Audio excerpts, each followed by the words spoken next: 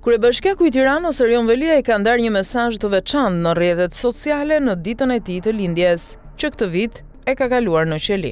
Ai e cilëson këtë ditëlindje si të pazakontë dhe thekson se në këtë periudhë ka zbuluar miqtë e vërtet të ditëve të vështira, të cilët nuk do t'i harroj kurrë. Velia i falenderon të gjithë ata që i kanë dërguar letra dhe urime, si edhe ata që janë kujdesur për familjen e tij gjatë këtyre 10 muajve në paraburgim, duke përfshirë nënën, bashkëshorten dhe djalin e vogël. Ai shpreh mirënjohje të thellë dhe mall për mbështetjen e marrë, duke e cilësuar vitin si absurd, por me mësime të vlefshme.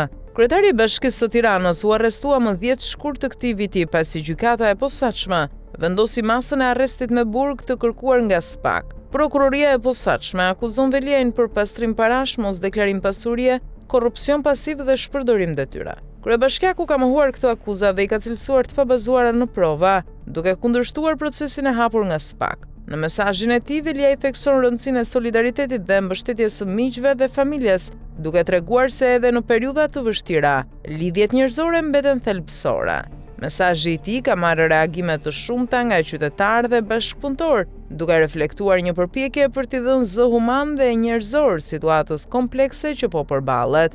Në përfundim, ditëlindja e këtij viti për Veliajin mbetet një moment reflektimi mbi miqësitë, solidaritetin dhe sfidat e jetës në kushtet e arrestit, duke treguar një tjetër dimension të jetës publike të një figure politike të njohur në vend.